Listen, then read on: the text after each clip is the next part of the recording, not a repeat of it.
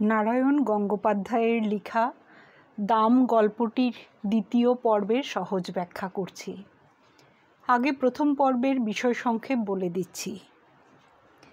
গল্পের কথক বা লেখক সুকুমারের স্কুল জীবনে অঙ্কের এক শিক্ষক ছিলেন, খুবই কড়া প্রকৃতির। পৃথিবীর সমস্ত অঙ্কই যেন তার জানা, এমনটাই মনে হতো সুকুমারের। এছাড়া তার শাসন বা পীড়নও ছিল মারাত্মক। কাঁদবার জো নেই। তাঁর মতে পুরুষের পক্ষে তা শোভনীয় নয়। মেট্রিক পাস করার পর গল্পকথকের অঙ্কভীতি দূর হয় না। এমনকি বাংলা নিয়ে MA পাসের পরেও তার স্বপ্নে অঙ্ক কিংবা পরীক্ষা হলে মাস্টারমশাইয়ের গার্ড দেওয়া সবই ফুটে ওঠে। একসময় গল্পকথক সুকুমারের ছাত্রজীবন শেষ হয় এবং পেশা হিসেবে কলেজে বাংলা অধ্যাপনার কাজ শুরু করেন। অঙ্ক থেকে তার মুক্তি। সেই সময় তিনি একটি পত্রিকা থেকে একটি লেখার আমন্ত্রণ পান। বিষয় ছেলেবেলার গল্প।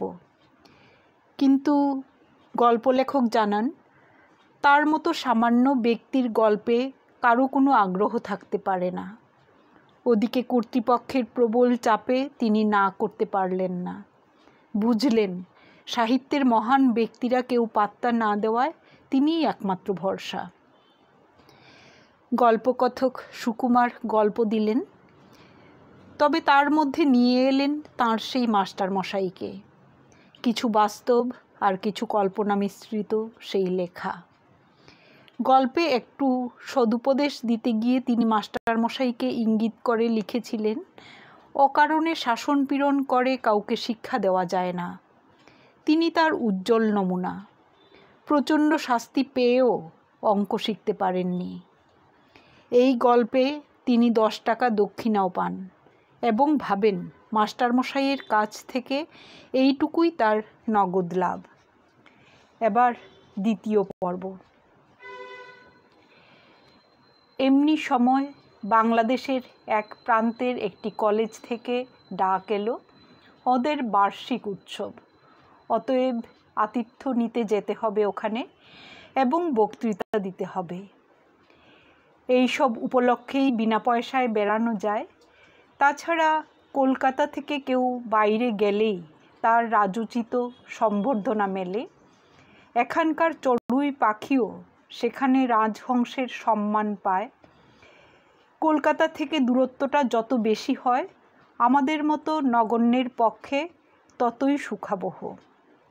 আমি সুযোগটা ছাড়তে পারলুম না।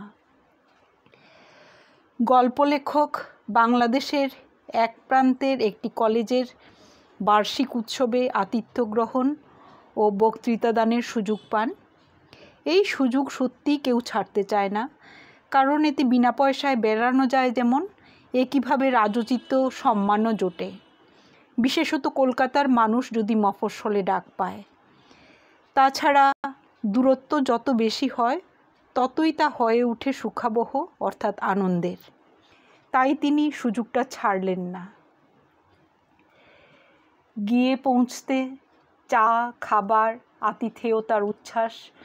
ছেলেরা তো এলোই। 2-4 জন সম্ভ্রান্ত লোক এসেও বিনীতভাবে আলাপ করে গেলেন। এমনকি খানকয়েক অটোগ্রাফের খাতা পর্যন্ত এগিয়ে এলো। রোমাঞ্চিত কলেবরে আমি স্বাক্ষরের সঙ্গে সঙ্গে বাণী বিতরণ করতে লাগলুম। ব্যক্তি হিসেবে আমি যে এত মূল্যবান, এর আগে কে ভেবেছিল সে কথা। বাংলাদেশে পৌঁছে তিনি যথোপযুক্ত আতিথ্য গ্রহণ করেন। চা খাবারে কোনো ত্রুটি নেই। ছেলেদের সঙ্গে কিছু সম্ভ্রান্ত লোক তাঁর সঙ্গে আলাপ করেন, অটোগ্রাফের খাতা এগিয়ে আসে। সানন্দে তিনি তাতে বাণীসহ অটোগ্রাফ দেন। রোমাঞ্চিত হয়ে ভাবতে থাকেন, ব্যক্তি হিসেবে তিনি যে এত মূল্যবান তা কখনো জানতে পারেননি। সভায় জাঁকিয়ে বক্তৃতা করা গেল। রবীন্দ্রনাথ থেকে 12টা উদ্ধৃতি দিলুম। কার একটা ইংরেজি কোটেশন চালিয়ে দিলুম বার্নার্ড শর নামে। শেষে দেশের তরুণদের নিদারুণভাবে জাগ্রত হতে বলে যখন টেবিলে একটা প্রকাণ্ড কিল মেরে বক্তৃতাটা শেষ করলুম, তখন অল্পের জন্য ফুলদানিটা রক্ষা পেল, আর হল ফাটানো হাততালিতে কান বন্ধ হওয়ার জো। বক্তৃতাও তিনি বেশ জাঁকিয়ে করেন, তাতে রবীন্দ্রনাথ থেকে 12টা উদ্ধৃতি ব্যবহার করেন, আবার অন্য কারো ইংরেজি কোটেশন বার্নার্ড শোর নামে চালিয়ে দেন। শেষে দেশের যুব সমাজকে জাগ্রত হতে বলে আবেগে উচ্ছ্বাসে টেবিলে কিল মেরে বক্তৃতা শেষ করেন। সহস্র হাততালিতে হল পূর্ণ হয়ে ওঠে। বুড়ো প্রিন্সিপাল পর্যন্ত মুগ্ধ হয়ে আমাকে বললেন, ভারী চমৎকার বলেছেন আপনি, যেমন সারগর্ভ তেমনি সুমধুর। আমি বিনীত হাসিতে বললুম, আজ শরীরটা তেমন ভালো নেই, তাই মনের মতো করে বলতে পারলুম না। পাশে দাঁড়িয়ে থাকা ছেলেরা বিস্ময়ে চোখ কপালে তুলল। শরীর ভালো নেই তাতেই এরকম বললেন স্যার? শরীর ভালো থাকলে তো অর্থাৎ প্রলয় হয়ে যেত। আমি উদার হাসি হাসলুম। বক্তৃতার পর কলেজের প্রিন্সিপাল খুব প্রশংসা করলেন, কিন্তু বক্তার সবিনয়ে তার শরীরের অসুস্থতার উল্লেখ করে জানান তিনি ঠিক মনের মতো করে বলতে পারেননি। কাছে যে সমস্ত ছেলেরা ছিল একথা শুনে অবাক হয়ে যায়। তারা ভাবে সুস্থ থাকলে স্যার না জানি কি বলতেন। অর্থাৎ সকলেই চমৎকৃত এবং বক্তা নিজেও আনন্দিত হয়েছিলেন। যদিও মনে মনে জানি এই একটি সর্বার্থ সাধক বক্তৃতাই আমার সম্বল। রবীন্দ্র জন্মোৎসব থেকে বনমোহ উৎসব পর্যন্ত এটাকেই এদিক ওদিক করে চালিয়ে দিই। সর্বার্থ সাধক বক্তৃতা অর্থাৎ সমস্ত অভীষ্ট বা প্রয়োজন পূর্ণ করে এমন বক্তৃতা। অর্থাৎ বক্তা এটিকেই রবীন্দ্র জন্মোৎসব থেকে বনমোহ উৎসবে এই একই বক্তৃতাকে একটু কমিয়ে বা একটু বাড়িয়ে বিভিন্ন অনুষ্ঠানে বলেন, যদিও কথাটাকে একটু মজার ছলে বলা হয়েছে। স্তুতিতে স্ফীত মনে চায়ের পেয়ালায় চুমুক দিয়েছি, এমন সময়ে একটি ছেলে এসে খবর দিলে এক বুড়ো ভদ্রলোক আমার সঙ্গে দেখা করতে চান। প্রিন্সিপাল বললেন, বেশ তো, ডেকে আনো এখানে। ছেলেটি বললে, তিনি আসতে চাইছেন না, বাইরে মাঠে দাঁড়িয়ে রয়েছেন। আমার বক্তৃতায় নিশ্চয় কেউ অভিভূত হয়েছেন, আমাকে অভিনন্দন জানাবেন। এই অভিজ্ঞতা আগেও হয়েছে, সুতরাং দাক্ষিণ্য পুলকিত চিত্তে আমি বললুম, আচ্ছা চলো, আমি যাচ্ছি। সবার প্রশংসায় খুশি হয়ে বক্তা সুকুমার যখন তৃপ্তি সহকারে চা খেতে যাবেন, ঠিক তখনই একটি ছেলে এসে খবর দিল একটি বুড়ো ভদ্রলোক তার সঙ্গে দেখা করতে চান এবং লোকটি ভেতরে আসতে চাইছেন না, বাইরে মাঠে দাঁড়িয়ে আছেন। গল্পের লেখক ভাবলেন যে ওনার বক্তৃতায় মুগ্ধ হয়ে হয়তো কেউ প্রশংসার সাথে সম্মান জানাতে এসেছেন, তাই তিনি খুব আনন্দের সঙ্গে বাইরে গিয়ে বৃদ্ধ লোকটির সঙ্গে দেখা করতে রাজি হলেন। হলের বাইরে ছোট একটা মাঠ তরল অন্ধকারে ঢাকা। অত আলো থেকে বেরিয়ে এসে প্রথমে ভালো করে কিছু দেখতে পেলুম না। তারপর চোখে পড়ল মানুষটিকে। কুঁজো লম্বা চেহারা, মাথার সাদা চুলগুলি চিকমিক করছে। ডাকলেন, সুকুমার। হলের বাইরে ছোট একটি মাঠের মধ্যে অন্ধকারের মধ্যে দাঁড়িয়েছিলেন কুঁজো লম্বা চেহারার একজন বয়স্ক মানুষ, যার মাথার চুলগুলো ছিল সাদা এবং চিকচিক করছিল। তিনি সুকুমার বলে ডাকলেন। আমি চমকে উঠলুম। এখানে কেউ আমার নাম ধরে ডাকতে পারে, সেটা যেমন আশ্চর্য, তারও চেয়ে আশ্চর্য ওই গলার স্বর। আমার মনটাকে অদ্ভুতভাবে দুলিয়ে দিল। স্মৃতির অন্ধকার থেকে একটা ভয়ের মৃদু শিহরণ আমার বুকের ভিতর দিয়ে বয়ে গেল। গল্পকথক চমকে ওঠার পর আশ্চর্য হন এরকম জায়গায় এই ডাক শুনে। সর্বোপরি গলার এই স্বর, তার মন অদ্ভুতভাবে আন্দোলিত হয়ে ওঠে। স্মৃতির ভিতর থেকে একটা ভয়ের হালকা শিহরণ তাঁর বুকের ভিতর দিয়ে বয়ে যায়। আমাকে চিনতে পারছো না সুকুমার? আমি চিনেছি। ভয় পাওয়ার অর্থটা বুঝতেও আর বাকি নেই। ওই ডাক শুনে ছেলেবেলায় বহুদিন আমার গায়ের রক্ত হিম হয়ে এসেছে। জানি এখনই একটা ভয়ঙ্কর চর আমার পিঠের উপর নেমে আসবে। সেই ভয়টার কঙ্কাল লুকিয়েছিল মনের চূড়াকুঠুরিতে। ওই স্বর বিদ্যুতের আলোর মতো তাকে উদ্ভাসিত করে তুলেছে। আমার মাথা তখনই ওর পায়ে নেমে এলো। মাস্টারমশাই, আপনি? তারপরেই লেখককে তিনি জিজ্ঞাসা করেন সুকুমার তাকে চিনতে পেরেছেন কিনা। সুকুমার স্বীকার করেন তিনি চিনেছেন। সেই মুহূর্তে তার ছেলেবেলার স্কুল জীবনের কথা সব মনে পড়ে যায় এবং মাস্টারমশাইকে তিনি প্রণাম করেন। বিস্ময়ে উচ্চারণ করেন, মাস্টারমশাই, আপনি? মাস্টারমশাই বললেন, বেঁচে থাকো বাবা, যশস্বী হও। রিটায়ার করার পর এখানে এসেই মাথা গুঁজেছি, বাড়ি থেকে বেরোই না। আজ তুমি বক্তৃতা করবে শুনে ছুটে এসেছি। খুব ভালো বলেছ সুকুমার, খুব খুশি হয়েছি। মাস্টারমশাই সুকুমারকে অর্থাৎ গল্পের কথককে আশীর্বাদ করলেন। তারপর বললেন যে তিনি অবসর গ্রহণের পর এখানে এসেছেন, বাড়ি থেকে বেরুন না। কিন্তু যখনই তিনি শুনলেন নিজের ছাত্র এখানে এসে বক্তৃতা দেবে, তখন তিনি আর থাকতে পারলেন না, ছুটে এসেছেন এবং আরও জানালেন বক্তৃতা শুনে তিনি খুব খুশি হয়েছেন। কিন্তু আমি খুশি হতে পারলুম না। বিজ্ঞানের ছাত্র ছিলেন মাস্টারমশাই, বুদ্ধিতে ছুরির ফলার মতো ঝকঝক করত চোখ। আজ আমার বক্তৃতার ফাঁপা ফানুস দিয়ে যদি ওকে ভোলাতে পেরে থাকি, তাহলে সেটা আমার কৃতিত্বে নয়, ওর মনেরও বয়স বেড়েছে বলে। অপরাধীদের মতো চাইলুম, না স্যার, আপনার সামনে। মাস্টারমশাই আমাকে বলতে দিলেন না। গল্পকথকের মতে তার মাস্টারমশাই বিজ্ঞানের ছাত্র।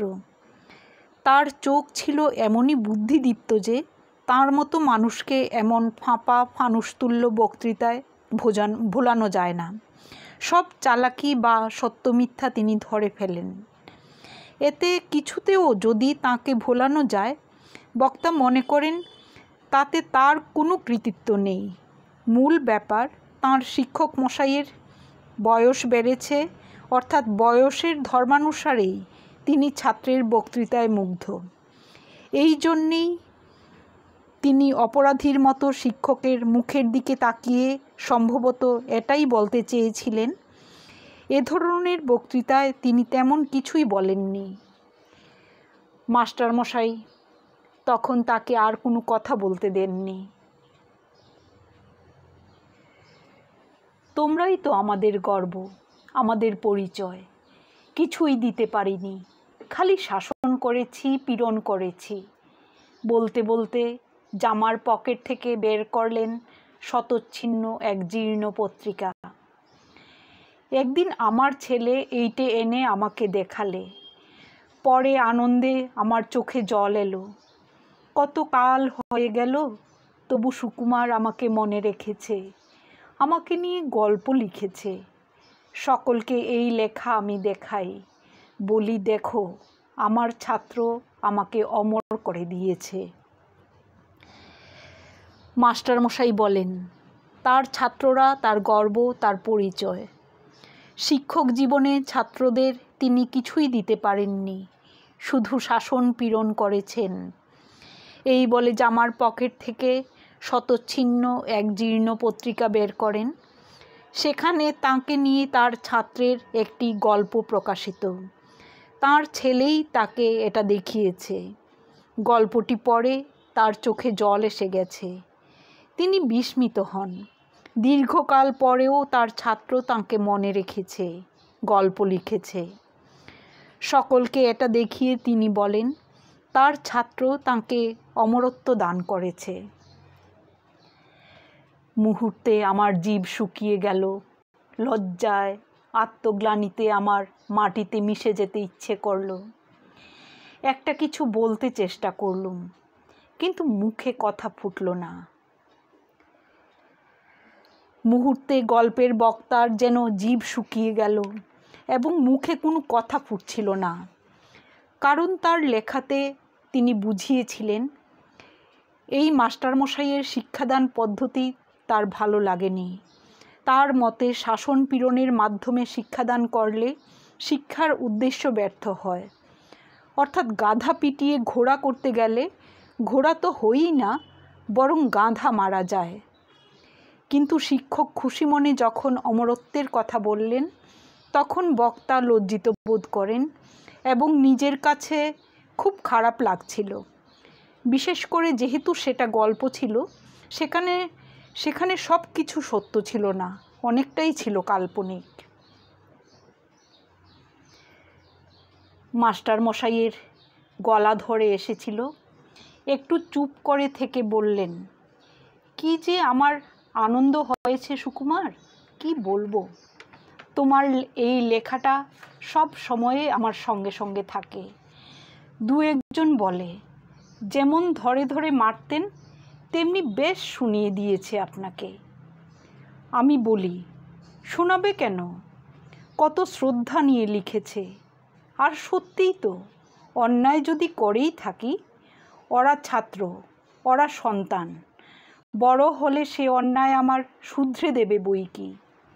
জানো সুকুমার, আনন্দে তোমাকে আমি একটা চিঠিও লিখেছিলুম, কিন্তু পাঠাতে সাহস হয়নি। তোমরা এখন বড় হয়ে গেছো। এখন আবেগে উচ্ছ্বাসে মাস্টারমশাইয়ের গলা ধরে এসেছিল। একটু চুপ থেকে আবার বলতে লাগলেন, সুকুমারের লেখাটা ওনার খুব ভালো লেগেছে এবং তাকে অমরত্ব দান করেছে, যার ফলে লেখাটা ওনার সঙ্গে সঙ্গে থাকে এবং অনেককেই লেখাটা দেখান। কেউ কেউ বলে যে ছাত্র আপনাকে উচিত জবাবই দিয়েছে, কেননা আপনি ওদেরকে ধরে মারতেন। কিন্তু মাস্টারমশাই উত্তরে বলতেন, লেখাটা তার প্রতি ছাত্রের শ্রদ্ধা প্রদর্শন, আর ছাত্ররা ওনার কাছে সন্তান তুল্য। ওনার ভুল ত্রুটি তো ছাত্ররাই শুধরে দেবে। এছাড়া তিনি আনন্দের সঙ্গে সুকুমারকে একটি চিঠিও লিখেছিলেন, যদিও তা পাঠানো হয়নি, অর্থাৎ সাহস পাননি পাঠাতে, কারণ ছাত্র পদমর্যাদার দিক থেকে অনেকটাই বড় হয়ে গেছে। আর বলতে পারলেন না। আবছা আলোটায় এখন অভ্যস্ত হয়ে উঠেছিলুম। দেখলুম মাস্টারমশাইয়ের চোখ দিয়ে জল পড়ছে। মনে হলো স্নেহ, মমতা, ক্ষমার এক মহাসমুদ্রের ধারে এসে দাঁড়িয়েছি। সেই স্নেহ কুটি মণিমাণিক্য দিয়ে যার পরিমাপ হয় না, সেই মমতা যার দাম সংসারের সব ঐশ্বর্যের চাইতে বেশি, সেই ক্ষমা কুবেরের ভাণ্ডারকে ধরে দিয়েও যা পাওয়া যায় না। আমি তাঁকে 10 টাকায় বিক্রি করেছিলুম। এ অপরাধ আমি বইব কি করে, এর লজ্জা আমি কোথায় রাখব। গর্বে আনন্দে মাস্টারমশাইয়ের গলা ধরার সঙ্গে সঙ্গে আবছা আলোয় চোখে জলও এসেছিল, তা কিন্তু ছাত্রের চোখ এড়ায়নি। তখন লজ্জায়, আত্মগ্লানিতে লেখকের যেন মাটিতে মিশে যেতে ইচ্ছে হচ্ছিল। পাঠদানের পদ্ধতির কথাও মাস্টারমশাই সহজভাবে মেনে নিয়েছিলেন। সমালোচনায় গুরুত্ব না দিয়ে ছাত্রের শ্রদ্ধার দিকটিকেই তিনি দেখেছেন। আবার এটাও ভেবেছেন ছাত্র সন্তানতুল্য, কোনো অন্যায় লিখলেও তা গ্রহণযোগ্য। শিক্ষক মশাইয়ের অফুরন্ত ভালোবাসা, প্রশংসা, আশীর্বাদ লেখককে হতবাক ও স্তব্ধ করে তোলে। তিনি কেবলই ভাবতে থাকেন যে তিনি যেন মাস্টারমশাইয়ের স্নেহ, মমতা, ক্ষমায় ধন্য হয়েছেন। সুকুমার আজ তার মনে জমে থাকা শৈশবের ক্ষোভ থেকে উপলব্ধি করেছেন মাস্টারমশাই যতই শাসন পীড়ন করুন না কেন, তা কিন্তু তাদের ভালোর জন্যই, সন্তানসম ছাত্রদের প্রকৃত ভালোর জন্যই। তাই মিষ্টি ব্যবহারে তিনি জনপ্রিয় হবার চেষ্টা না করে কঠোর শাসনে ছাত্রদের শিক্ষার ভবিষ্যৎকে শক্ত করতে চেয়েছিলেন। সুকুমার সব দেখে শুনে ভাষা হারিয়ে ফেলেন। গল্প লিখে তিনি 10 টাকা পেয়েছিলেন ঠিকই, কিন্তু তার মতে মাস্টারমশাইয়ের স্নেহ মমতার মূল্য সংসারের সব সম্পদের চেয়েও বেশি।